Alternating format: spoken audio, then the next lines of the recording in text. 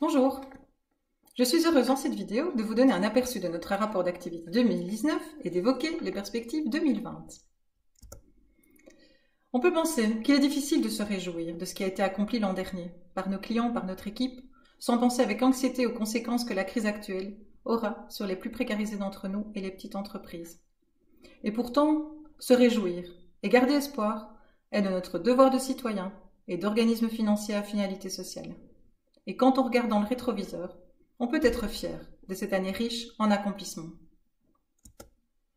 2019 fut une année dynamique pendant laquelle notre équipe de 53 employés et près de 100 bénévoles a développé les activités avec créativité et enthousiasme. Au 31/12/2019, vous étiez 3400 coopérateurs et 3000 clients à partager nos valeurs. Fidèles à notre esprit coopératif, nous avons eu des collaborations fructueuses avec plusieurs dizaines de partenaires et de prescripteurs tout au long de l'année. Ensemble, nous formons une communauté résiliente, au service d'une économie solidaire et inclusive. 2019 fut une année où nous avons poursuivi une croissance continue et stable, tout en posant les bases de demain, afin de nous permettre d'être résolument tournés vers l'avenir. L'année a été particulièrement dense sur 3 plans.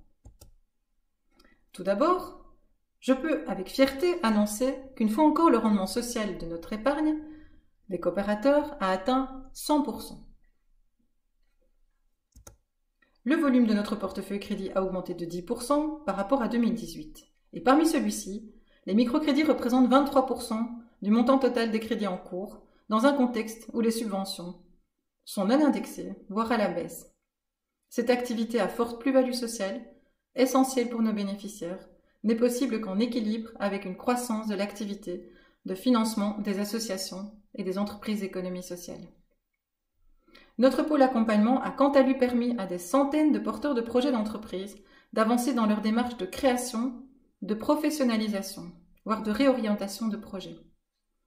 En cohérence avec les services financiers, notre offre est naturellement orientée, sans que ce soit exclusif, vers les porteurs de projets coopératifs et à finalité sociale, avec également une offre sur l'entrepreneuriat féminin dont la renommée n'est plus à faire. Deuxième actualité au cours de notre année 2019, le renforcement de notre offre de financement aux entrepreneurs sociaux. Le Crédit Impact Plus confirme son succès avec près de 3 millions accordés en 2019. En mai 2019, nous avons complété notre offre aux entrepreneurs sociaux par la création de Change, un fonds d'investissement dédié à l'investissement en capital dans des entreprises sociales innovantes et logées dans une coopérative séparée de Crédal SC. Enfin, lorsqu'ils ont besoin d'une solution de crowdfunding, nous orientons nos entrepreneurs sociaux vers notre partenaire, lita.co.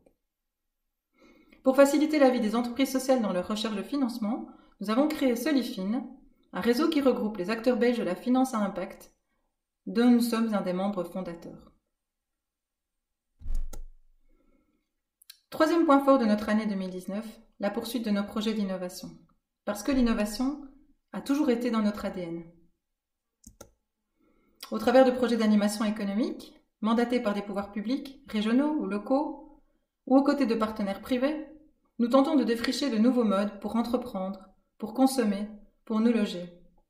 Nos thèmes de prédilection sont sans surprise l'entrepreneuriat coopératif, le logement à finalité sociale, l'agriculture et l'alimentation durable.